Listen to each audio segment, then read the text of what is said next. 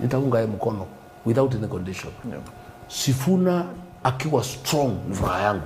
Nimesema juzi kwa interview ya KTN, mimi napenda hao vijana.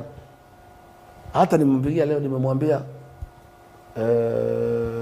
well done. Pongezi. Endelea. Unganisha. Usilale.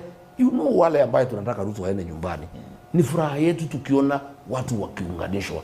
Kwa hivyo ile Sifuna wanafanya na akina Eugene Wamalwa na wengine pale magharibi. We are very happy. Kwa sababu Ruto tumemfukuza mlimani amehamia hapo. Anataka kwenda kudanganya hiyo vile tutanganya.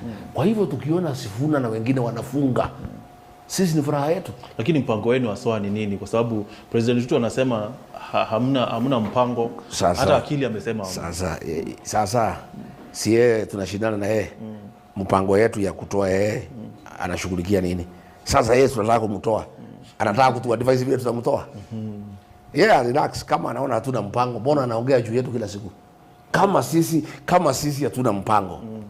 Kama hatuna akili. Mbona anaongea juu yetu kila siku? Siawachana na sisi. Okay, mpango wenu kwanza ni upi sasa? Kuunganisha kwanza. Consolidation.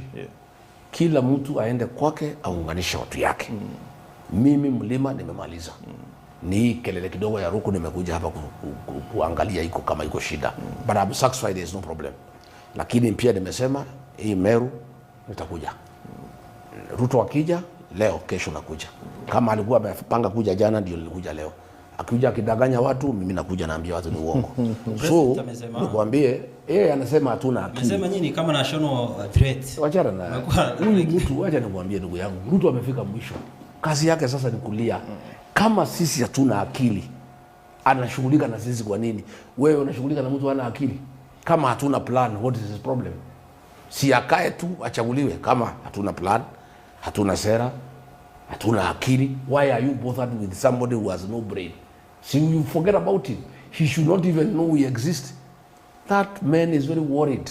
Kwanza mimi ananiogopa sana. Unajua mimi ndio nimsaidia kuunganisha maneno mpaka akakuwa rais. Alisema alijileta mlimani. Alisema namna hiyo ni kuongea tu. Sasa nikuulize, alijileta mlimani pale Olokalao ni Mnyoa amepata 13%. Nikapata 87%. Na alikuwa hapo ni ngome yake. UDA is finished. Nimefukuza UDA mlimani, hakuna hata MC hata chaguliwa na UDA hata moja. Not even one. So yeye kama anajua sisi hapana threat. Bona anashughulika na sisi. Kwa nini anaongea juu yetu?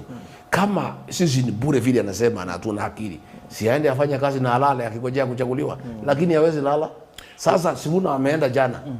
Alikuwa aende kanisa mahali nyingine. Amepindua, amekimbia Busia. Na hii mtu atahangaika. Nilikuwa naambia watu nilikuwa naambia Malala. Si mimi niko Meru. Sisi wako Western. Kama kina Matiang'i pia wangeweka bidii aende Kisii, Kalonzo, Kambani, hii mtu kichwa chake itaharibika. Akijaribu kwenda kusima pande hii inawaka, pande hii sasa ako Western anajaribu kusima hii akina Sifuna na wezi mika. Mimi nilikuwa Western juzi, hiyo pahali ni wanda ilikuwa ni viongozi bado waenda sasa kufunga. Na vile nimeona wameanza na vile wamenieleza wako na plan ya kufunga Western, wafunge kabisa. Nimeambiwa wakitoka hapo wataenda Homa Bay waende wafunge. Sisi Nairobi tumefunga, Mlima tumefunga, Ukambani imefungwa. So yeye awache kulia, awachane na sisi. Kama hatuna akili anatutaja kwa nini? Actually walisema wakitoka Homa Bay watakuja Meru. Now Mheshimiwa Rigiji umesema kwamba Mheshimiwa Betty Maina akikuja hutamkubali DCP. Ako na damu ya kuua watoto Ukalau. Je, sasa vile Wameru ambao wanasema watatoa mwelekeo, wakitoa mwelekeo waseme kwamba tunaunga mkono Rigathi Gachagua, wao utawakubali? Waseme kwamba wamekuja kwa kampi yako wabunge wa Meru. Hao ya Meru unajua hao hawana damu. Hao bado mwaga damu. Makosa yao ni tumbo yao. So hiyo Wameru watadecide. Lakini wale wamemwaga damu hao mimi sitaki kuona. Mtu yote iko na damu ya watoto. Mtu yote amefanya mauaji. Akina mama wamenajisiwa. Siwezi kubali hao karibu na mimi. Siwezi kubali. Hao ya Meru hawana damu. Shida yao ni tumbo. Wameru wanauawa wanakula peke yao. Shida yao ni tumbo. Mheshimiwa, hapa Meru pia kuna what we call the local dynamics Kuna wale viongozi wako kwenye upinzani lakini bado hawawezi wakasikizana. Kwa mfano Ukisikiza Mheshimiwa Kawira Mwangaza anasema clear isifanya kazi na Mheshimiwa Mithika Linturi ambaye uko naye kwenye chama ya DCP. Ukisikiza Mheshimiwa Peter Munya hawezi fanya kazi ukimsikiza tu ni kama hawezi fanya kazi na Mheshimiwa Mithika Linturi. Hao watu wote wako kwenye upinzani unawahitaji. Ni mbinu gani utatumia kwa kisha umewaleta pamoja ndio muweze kusukuma? Wataletwa pamoja na raia. Wacha nikwambie ndugu yangu. Forget about leaders. Kitu ya maana leo Ruto wako na wajumbe wote ya Mlimani. Karibu wote. Mimi niko na 19. Ako na hiyo wengine wote lakini ana watu. Hawezi enda mkutano bila kulipa watu. Ako na wabunge ndio lakini hana wananchi. Jana alikuwa akuje Meru. Intelligence wamemwambia Wameru analeta shida, wanasema anakuja kuwadanganya. Amewadanganya mwaka 4 asilete uongo hapa Meru. Ameogopa, ametuma Kindiki. Hapo ndio tumefika. Raia wanasema hatutaki uongo hapa Meru. Umekuja 4 years umetudanganya. Hao wakulima ya Meru Dairy wamekataa. Amesikia, ameona ni hostile.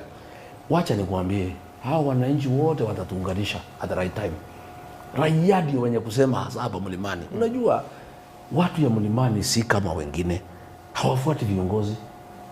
Viongozi ndio wanafuata vile wananchi wanataka. Hao watu ya Meru wote ni one term. Ile kiongozi atatoka nje ya one term atakuwa nje. Na mimi ni kiongozi nafuata watu ya Mlima. Mimi I listen to them.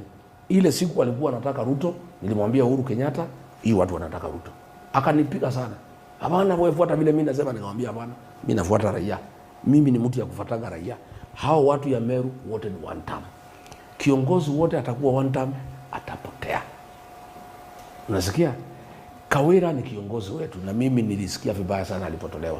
Nilipokuwa ofisini nilipinga sana. Kwa sababu kama umechaguliwa na raia, wachia raia kazi yake watafanya baada ya miaka 5. Unasikia? So yeye pale anang'ang'ana na mimi namtakia mema. I hope the courts will clear her the way I hope hata mimi wataniondolea hiyo lawama. And I hope judges wameona ile Junet anasema ni pesa walipewa. Because judges live in this country. It is not that they live in another country. They are also seeing what is going on. So saidi wanatoa uamuzi, they also must consider the truth as the MPs are saying. So nikwambie hii maneno ya Kawira, mambo ya Peter Munya, mambo ya Linturi, wote tutaweka pamoja na raia at the right time. Wewe ngoja utaona vile itaenda. Mheshimiwa, pengine niulize swali ambalo ni kidogo ni tofauti na mambo yale tumekuwa tukizungumzia. Hapa Kenya shida kubwa imekuwa ni ufisadi, ukosefu wa ajira, mfumuko wa bei za vyakula na pia kupanda kwa gharama ya maisha. Na pengine tumeona kwamba haya ndio mambo ambayo yameathiri Mkenya kwa kiasi kikubwa. Haswa hapa Mlima Kenya watu ni wakulima, wakaaji wa Mlima Kenya ni wakulima. Mazao yao hayana soko. Ukija hapa Meru kuna ukulima tofauti na miraa ni moja hapo. Na miraa imekuwa na changamoto mingi sana.